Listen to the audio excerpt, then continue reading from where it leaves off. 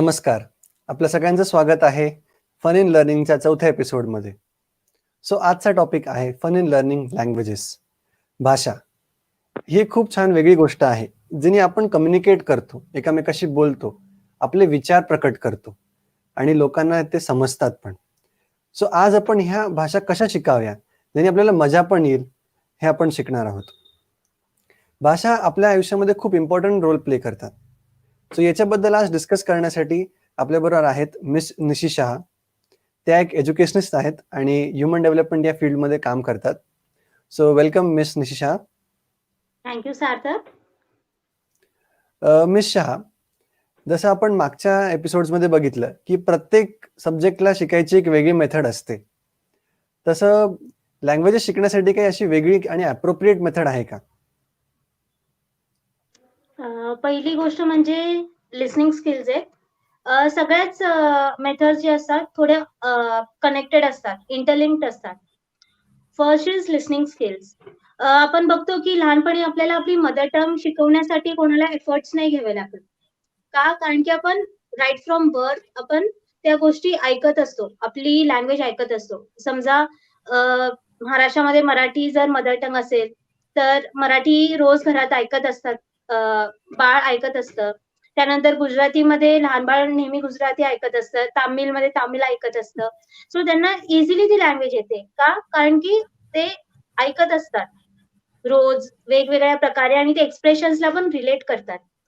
त्यानंतर आहे सेकंड आहे वर्बल स्किल्स, की आपण कम्युनिकेट केलं पाहिजे. जास्तीत जास्त कम्युनिकेशन झालं तर त्याने आपण थॉट्स एक्सचेंज करतो आणि मोस्टली आपल्याला ते ग्रामर कसं यूज करायचं ते आपण बोलूनच शिकतो. Third is writing skills. तर रायटिंग स्किल्स मध्ये आपण खूप चॅलेंजेस फेस करतो.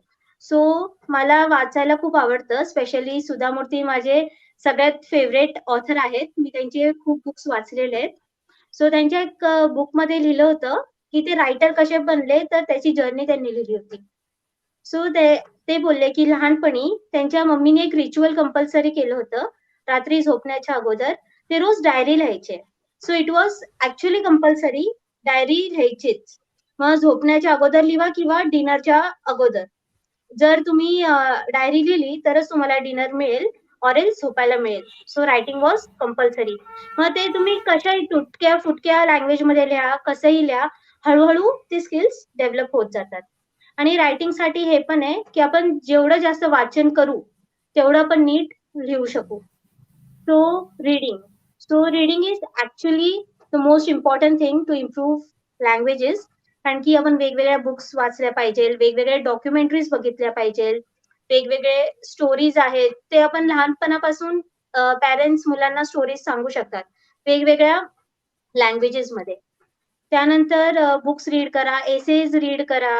भरपूर आपल्याकडे रीडिंग मटेरियल आहे, जेवढं आपण म्हणावं तितकं कमी आहे. त्याच्यानंतर most important thing is socialisation. Social exposure मुलांना जेवढं मिळेल तेवढे ते नवीन नवीन लँग्वेजेसला एक्सपोज होतील. फॉर एक्झाम्पल आता मी गुज्जू आहे, ओके, मी गुजराती आहे. सो मला मराठी किंवा हिंदी ह्या दोघांचं एक्सपोजर कसं मिळालं, तर स्कूलमध्ये हिंदी बोलायचे. सो ऐकून ऐकून त्याच्यात कन्व्हर्स करून ते एक्सपोजर मला एवढ्या वर्ष मिळालं, म्हणून मी हिंदी शिकू शकली. मग मराठी कशी शिकली मी, की माझं सराउंडिंग थोडं मराठी फ्रेंड्सने होतं, महाराष्ट्रीयन फ्रेंड्सने ते मराठी खूप बोलायचे. सो स्टार्टमध्ये माझी एकदम तुटकी फुटकी मराठी होती, पण प्रॅक्टिसने, कम्युनिकेशनने, एक्सपोजरने ते मला जमलं. सो मोस्ट इम्पॉर्टंट थिंग, एक एक्झाम्पल देते मी, की राजस्थानला मी एकदा गेली होती आणि तिथे मी बघितलं की फोर्ट्सच्या तिथे काही ते विकायला बसलेले असतात. तिथे मी बघितलं की ते मुलं कधी स्कूलमध्ये गेलेच नव्हते, किंवा तिथे जे दादा दीदी ते सगळे फिरत असतात, ते सगळं सामान घेऊन विकत असतात, ते कधी स्कूल्समध्ये गेले नव्हते. तरी ते फ्रेंच, जर्मन, त्यानंतर स्पॅनिश आणि अजूनही काही काही फॉरेन लँग्वेजेस मध्ये ते कम्युनिकेट करू शकत होते. नवीन जे फॉरेनर्स तिथे जे होते, फॉरेन कस्टमर्स जे होते, त्यांच्याशी ते इझिली बोलू शकत होते. आणि आपण आपलं पण बघू शकतो की काही ज्या सिमिलर लँग्वेजेस असतात आपण त्यांनाही इझिली रिलेट करू शकतो. का? कारण की समजा आता मी गुजराती आहे, सो मी मराठी, हिंदी, मारवाडीला थोडीफार रिलेट करू शकते, कारण की सेम वर्ड्स असतात. त्याचं पण कर्नाटक वगैरे साईडला गेलो तर ते डिफिकल्ट होतं. But then also how can we learn that की ते काय बोलताय by that expressions, by that body language. So language फक्त रायटिंग, रीडिंगने नाही होत, ऑब्झर्वेशनने पण होत असते. त्यानंतर लँग्वेजचं एक्सप्रेशन फक्त रायटिंग, रीडिंग किंवा बोलण्याने न होऊन आपण ऍक्शनने पण करू शकतो. Sign language. Okay, so there are many forms of languages. For example, art is a language, then music is a language. So it is not necessary की एकाच गोष्टीने आपण फोकस होऊ शकतो.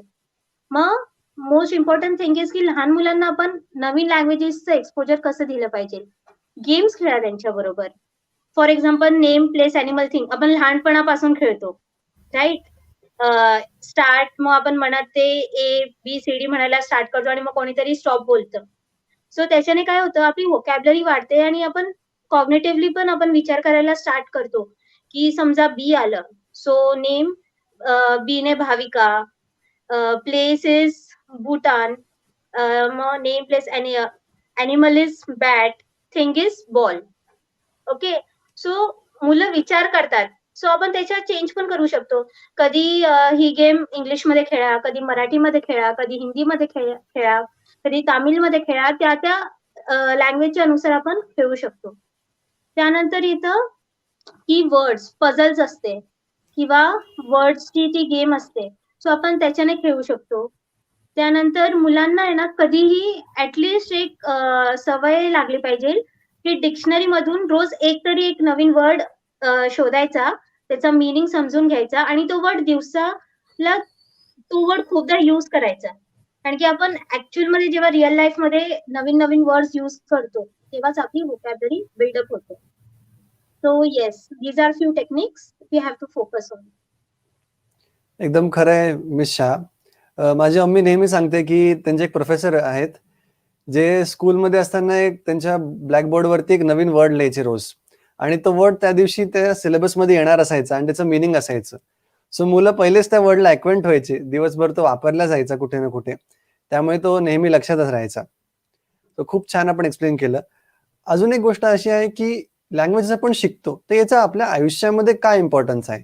फक्त कम्युनिकेशन पुरता होतो का बाकीचे ऍस्पेक्ट्स पण आपण शिकतो याच्यामधून? सो पहिली गोष्ट आपल्याला माहिती आहे की we Indians are the human beings who are called multilinguals, right? कारण की आपल्याला आपल्या मदर टंग बरोबर काही फॉरेन लँग्वेजेस पण येतात. फॉर एक्झाम्पल इंग्लिश तर येतेच, आणि काही मुलांना अजून एक्स्ट्राचे फॉरेन लँग्वेजेस पण इंट्रोड्यूस होतात शाळेत. बेसिक इज की मदर टंग येते, हिंदी, इंग्लिश, आणि रिजनल लँग्वेज जी असते at least we know 4 languages, 3 to 4 languages और 5 लँग्वेजेस. सो मिनिमम एवढ्या लँग्वेजेस आपल्याला येतात. ह्या गोष्टी आपल्याला कुठे कामात येतात?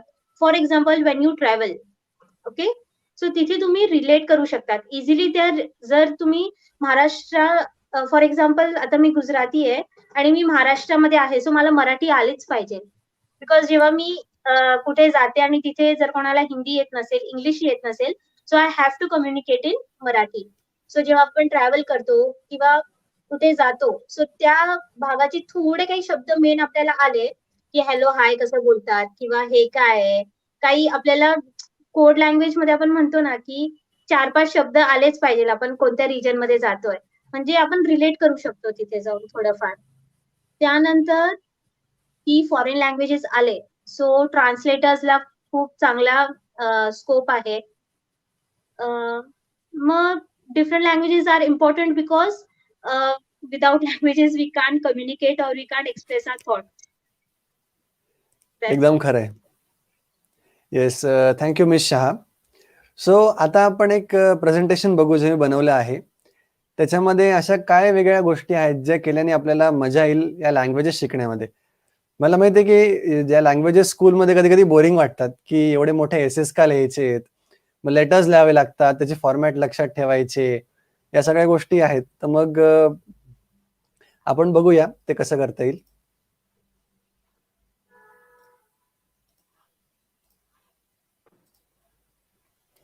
लँग्वेजेस.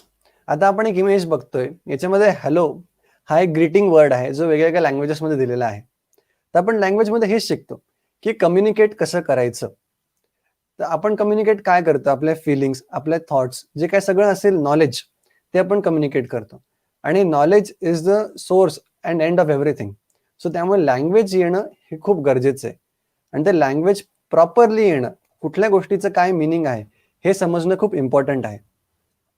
तर लँग्वेजमध्ये इंटरेस्ट घेण्यासाठी पहिल्यांदा आपल्याला हे समजलं पाहिजे की लँग्वेजेस एवढ्या इम्पॉर्टंट काय, आणि लँग्वेज स्कूलमध्ये स्टडी केल्याने आपण काय काय शिकू शकतो आयुष्यामध्ये, आपल्या कुठल्या प्रकारची ग्रोथ होऊ शकते. आजकाल स्कूलमध्ये स्टुडंट्स जनरली 3 लँग्वेजेस शिकतात. सो ते काही असू शकते, एक रिजनल असते आणि एक इंग्लिश तर ऑलमोस्ट कंपल्सरी होऊनच गेली सगळीकडे. सो इंडियामध्ये एक हिंदी, इंग्लिश आणि एक अजून लोकल. महाराष्ट्रात म्हटलं तर मराठी शिकतो आपण. तर या व्यतिरिक्त पण काही मुलं फ्रेंच वगैरे पण शिकतात. तर याचा फायदा काय होतो? पहिले तर कम्युनिकेशन स्किल्स वाढतात. आपण जे कम्युनिकेट करतो ते किती चांगल्या पद्धतीने आपण कम्युनिकेट करू शकू याची लेवल वाढते. त्याच्यानंतर थॉट शेअरिंगची ॲबिलिटी चांगली होते आणि त्याची फ्रिक्वेन्सी वाढते. आपण जर चांगल्या पद्धतीने लँग्वेज मध्ये प्रभुत्व असेल आपलं, तर आपण चांगल्या पद्धतीने कम्युनिकेट करतो आणि आपल्याला आपले थॉट्स शेअर करायला छान वाटतं, मजा येते आणि इझिली आपण काही गोष्ट सांगूही शकतो, एक्सप्रेस पण करू शकतो.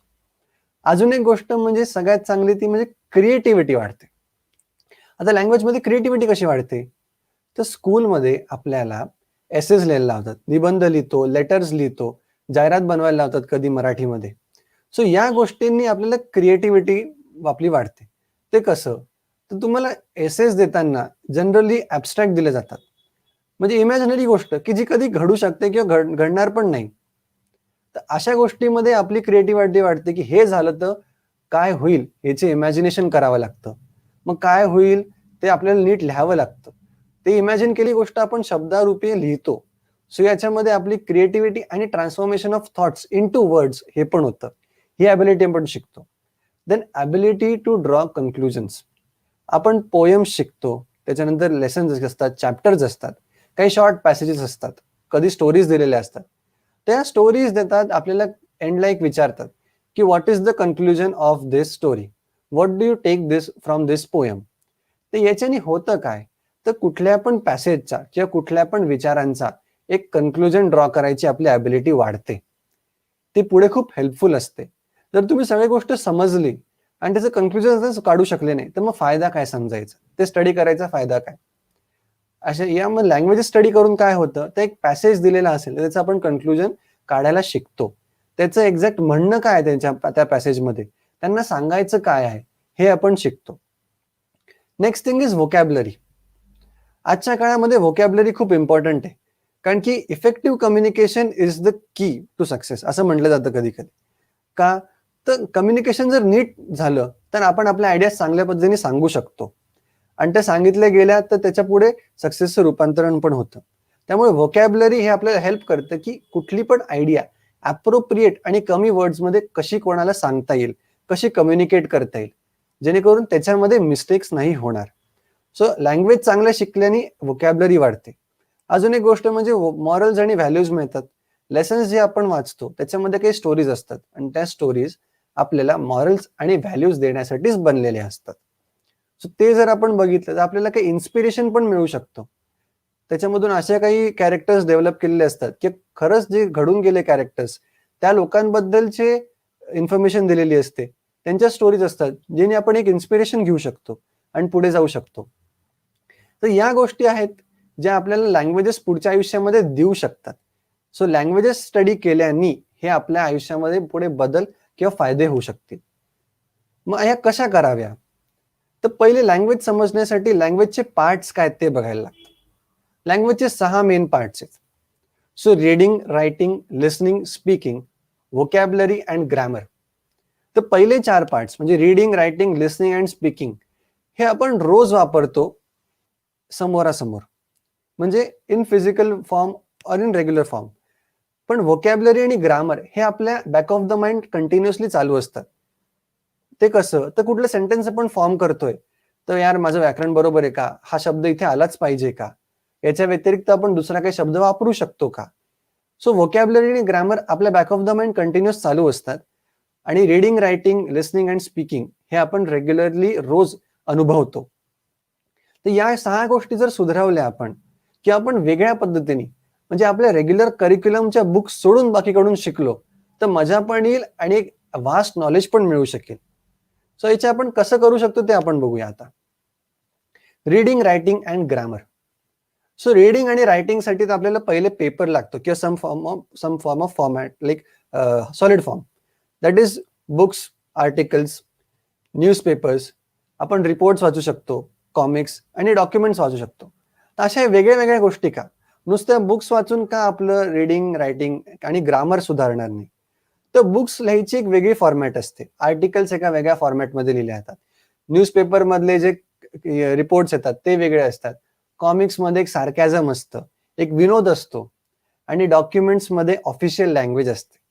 सो हे जर आपण प्रत्येक गोष्ट वेगवेगळ्या पद्धतीने शिकलो, वाचल्या, तर याने आपल्याला कळतं की कुठल्या ठिकाणी कुठली परफेक्ट गोष्ट किंवा परफेक्ट वे आहे लिहिण्याचा. कुठली लँग्वेज कुठे वापरली पाहिजे आणि कुठली लँग्वेज कुठे वापरली नाही गेली पाहिजे. तुम्ही डॉक्युमेंट्समध्ये एक बोली भाषा नाही लिहू शकत. त्याच्यामध्ये तेच प्रॉपर वर्ड झाले पाहिजे की जे डॉक्युमेंट्समध्ये लागतात. आणि बुक्समध्ये तुम्ही बोली भाषा नाही लिहू शकणार. तर या गोष्टी आपण या सगळ्या वेगवेगळ्या गोष्टी स्टडी केल्याने आपल्या फ्री टाइम मध्ये जर या वाचल्या तर आपण आपली रीडिंग, रायटिंग स्किल्स वाढवू शकतो आणि मेन म्हणजे ग्रामरही सुधारतं. बोली भाषेत ग्रामरला एवढं महत्व कधी कधी दिलं जात नाही, पण लिहिण्यामध्ये ग्रामरला खूप जास्त महत्व असतं. सो ग्रामर सुधारण्यासाठी आपल्याला वाचन हाच एक उपाय आहे. पण वाचून झाल्यावर नुसतं सोडून द्यायचं का? नाही. तो वाचून झाल्यानंतर आपले जे विचार आहेत ते एका शॉर्ट फॉर्मॅटमध्ये लिहायचा प्रयत्न करा. रेग्युलरली जसं मिस शहाने सांगितलं की आपण डायरी लिहिली पाहिजे, तसं रोज डायरी लिहा, एक आर्टिकल लिहा, काहीतरी लिहा, जे मनातील ते लिहा. मग त्यांनी होतं काय, तर आपल्याला लिहायची सवय पण राहते. जे आपण रीडिंग मधून शिकलो ते आपण रायटिंग मध्ये इम्प्लिमेंट करू शकतो. सेकंड पार्ट म्हणजे काय, तर लिसनिंग, स्पीकिंग अँड व्होकॅब्युलरी. आता लिसनिंग, स्पीकिंग अँड व्होकॅब्युलरी साठी आपल्याला याच एड बघावे लागतील. म्हणजे ऐकून बोलून त्याचं आपल्याला काम करावं लागेल. सो ते कसं करावं, तर डॉक्युमेंटरीज बघा, शोज बघा. डॉक्युमेंटरीज मध्ये काय होतं, तर इन्फॉर्मेशन पण मिळते आणि त्याच्यातली लँग्वेज ही चांगली असते. चांगली म्हणजे शुद्ध असते. सो आजकालच्या काळामध्ये शुद्ध भाषा शोधणं खूप अवघड होतं कुठल्या डॉक्युमेंटरी किंवा कुठल्या व्हिडिओ क्लिपमध्ये. तर याच्यामध्ये तो प्रॉब्लेम सॉल्व्ह होतो. डॉक्युमेंटरीज मध्ये नॉलेज पण मिळतं बाकीच्या सब्जेक्टचं आणि आपण लँग्वेज पण शिकतो. स्पीच बघा, लेक्चर्स बघा, स्पीच द्यायचा प्रयत्न करा. 5 मित्र जमा झाले की त्यांनी त्यांच्याशी कॉन्व्हर्स करा. त्यांना काहीतरी सांगा की तुम्ही 4-5 जण आलेत ना, थांबा आता, मला या विषयावर बोलायचंय. त्याच्यावर 2 शब्द बोला. त्यांना विचारा की याच्यामध्ये काय चुकलंय का. रेग्युलरली कम्युनिकेट करा. मित्रांबरोबर कुठल्या पण टॉपिक बरोबर मध्ये डिस्कस करा. तो टॉपिक घ्या आणि त्याच्याबद्दल जे काही प्रत्येकाचे मत आहेत ते त्यांना मांडायला सांगा. याने काय होतं, तर आपली लँग्वेज म्हणजे स्पीकिंग स्किल्स वाढतात. आपण इझिली आपले विचार जे आहेत ते शब्दांमध्ये मांडू शकतो, आपण बोलू शकतो. आणि याच्यानंतरचा सगळ्यात इम्पॉर्टंट पार्ट, त्यांना सांगा की माझ्या बोलण्यामध्ये काय चुका आहेत किंवा काय बदल केले पाहिजे हे सांगा. कारण की क्रिटिसिझम जर झालं, त्यांनी जर आपल्याला सुधार सांगितले तरच आपण सुधरू शकतो. त्यांनी सांगितलेल्या मिस्टेक्स हे पॉझिटिव्हली घ्या. त्यांना नका सांगू की नाही तुम्हाला काही सांगतो. नाही, त्यांनी सांगितलेल्या ज्या चुका आहेत त्या पॉझिटिव्हली घ्या आणि त्या सुधारायचा प्रयत्न करा. सो अशा 3 वेगळ्या मेथड्स आहेत ज्याने आपण हे करू शकतो. 6 पार्ट्स आहेत लँग्वेजेसचे ते आपण बघितले. आता पुढचा जो विषय आहे की एक फॉरेन लँग्वेज जे आपण शिकतो किंवा अशी एक लँग्वेज जी आपण घरी रोज बोलत नाही किंवा आपल्या पेरेंट्सनी ती शिकली नाहीये, तर ती शिकताना काय करावं. ती शिकताना सगळ्यात पहिले मुलांना भीती वाटते. So that is fear of a language. कधी कधी मराठी मीडियमच्या मुलांना इंग्लिशची भीती वाटते. काही मुलं जेव्हा नवीन लँग्वेज शिकतात, सगळे फ्रेंच, त्याची कधी भीती वाटू शकते. सो हे भीती काढायची कशी.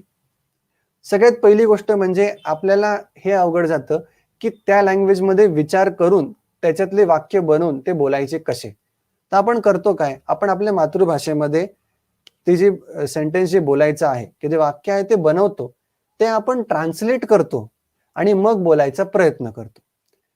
मग त्याच्याऐवजी जर आपण ते वाक्य त्याच भाषेत विचार केला, त्याच्यात आपल्याला बोलायचंय, तर मग किती सोपं होईल. जसं लँग्वेज इंग्लिशमध्येच विचार केला आणि इंग्लिशमध्येच बोललो, त्यासाठी करायचं काय? तर सगळ्यात पहिले कम्युनिकेट कसं करतात ते शिका. म्हणजे एक्झॅक्टली तर डॉक्युमेंटरीज आणि इन्फॉर्मेटिव्ह व्हिडिओज बघा. त्या व्हिडिओजमध्ये 2 लोकं बोलतात एकमेकाशी. तिथे खाली सबटायटलचा ऑप्शन पण येतो. म्हणजे खाली जे बोलतात ते रायटिंगमध्ये पण येतं. ते सुरू करा. त्याने काय होईल, जेव्हा ते कुठल्या ऑब्जेक्टकडे पॉइंट आउट करतात, तेव्हा ते म्हणतात, की याला हे म्हणतात किंवा त्या ऑब्जेक्टचा उल्लेख त्या वाक्यामध्ये येतो. तर आपल्या डोक्यात फिट बसतं, की येस या ऑब्जेक्टसाठी हा वर्ड आहे. अशा पद्धतीने लहान मुलांना पण शिकवलं जातं. सो अशा पद्धतीने आपण पण शिकू शकतो. मग याने हळू काय होतं, तर वाक्य कुठल्या पद्धतीने करेक्ट येईल किंवा बोली भाषेचं ग्रामर कसं आहे, हे पण आपण त्याच्यातून शिकतो. मग हळूहळू याचं ट्रान्सफॉर्मेशन असं होतं, की आपण लेक्चर आणि स्पीचेस इझिली बघायला लागतो. ते का? तर सबटायटल्सची नंतर आपल्याला गरज पडत नाही. मग आपण लोकांचे लेक्चर्स जे आहेत ते त्यांनी दिलेल्या डिलिव्हर केलेल्या फॉरेन लँग्वेजमध्ये पण ऐकू शकतो. त्यांचे स्पीचेस बघू शकतो. ते का बघायचे? तर त्याच्यामध्ये स्पॉन्टेनियस स्पीकिंग असतं. म्हणजे तर त्यांनी ते वाक्य त्या मोमेंटला बनवलेले असतात आणि तेव्हा बोललेले असतात. तर ते इझिली कसे बनवतात वाक्य आणि ते बोलतात ते आपल्याला शिकायला मिळतं त्याच्यामधून. मग कुठल्या फॉरेन लँग्वेजची जे आपण बुक घेऊन बसतो, तेव्हा त्याच्याबरोबर डिक्शनरी पण घेऊन बसा. आपण काही नवीन शब्द शिकलो, तर त्या बुकमध्ये राइट साइडला की लेफ्ट साइडला कुठेतरी पेन्सिलने लिहून घ्या त्याचं मीनिंग काय. मग ते मीनिंग बघण्यासाठी आपल्याला डिक्शनरी लागते. त्या डिक्शनरीमध्ये नुसतं मीनिंग बघून तर सोडू नका. त्या वर्डचे एक्झाम्पल पण दिलेले असतात कधी-कधी, की ते वर्ड कुठल्या सेंटेन्समध्ये कसं यूज केलं जातं. त्या वर्डचे पुढचे अजून काय-काय फॉर्म्स आहेत. अजून काय-काय मीनिंग्स होऊ शकतात. हे पण स्टडी करा. कम्युनिकेट करा.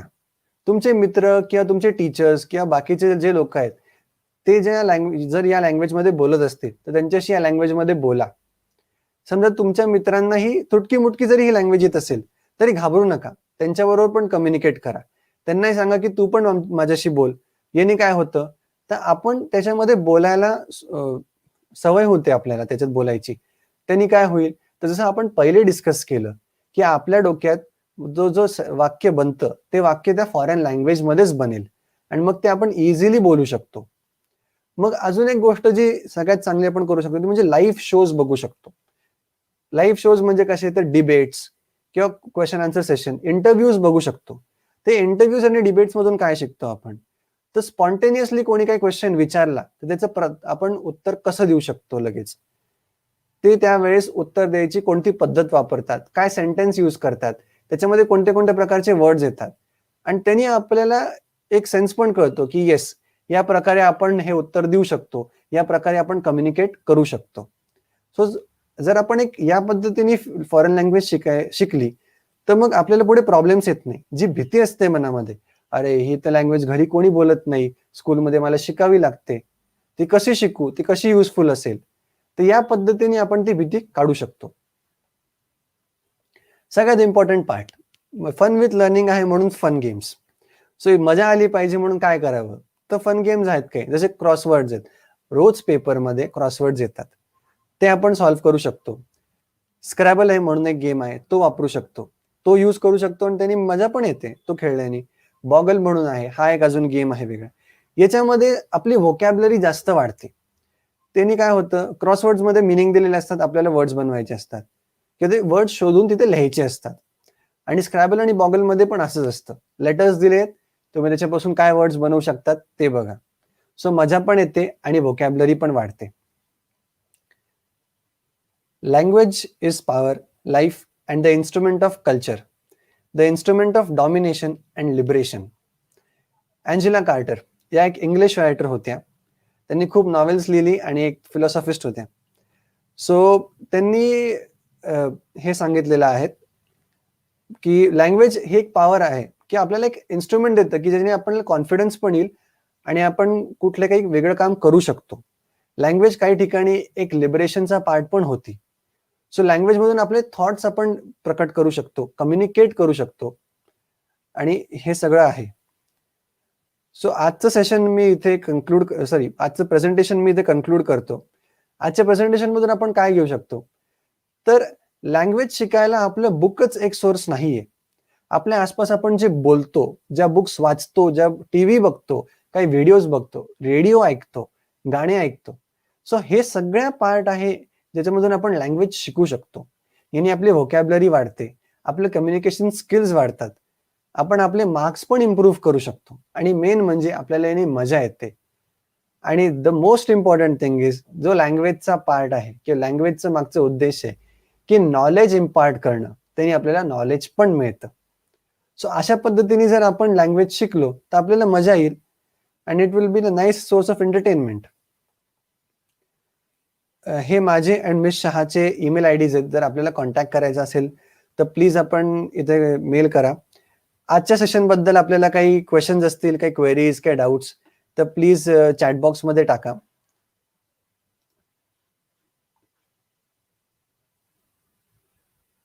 आजचं सेशन आपल्याला कसं वाटलं ते आपण खाली कमेंट पण करू शकतात.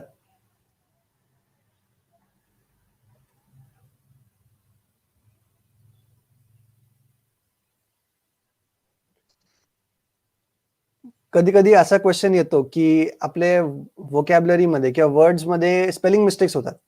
त्या स्पेलिंग मिस्टेक्स काढण्यासाठी एकच ऑप्शन आहे, तो म्हणजे आपण वाचलं पाहिजे भरपूर. जर रीडिंग भरपूर केलं तर आपल्याला तो वर्ड्स भरपूर वेळ आपल्या समोरून जातात आणि मग त्याच्यानेच आपण ते स्पेलिंग मिस्टेक्स कव्हर अप करू शकतो. So thank you all for joining. आजचं सेशन कसं वाटलं तुम्हाला प्लीज कमेंट बॉक्समध्ये टाका. जर अशाच वेगवेगळ्या विषयांबद्दल तुम्हाला काही व्हिडिओज हवे असतील तर ते पण तुम्ही विषय सजेस्ट करू शकतात.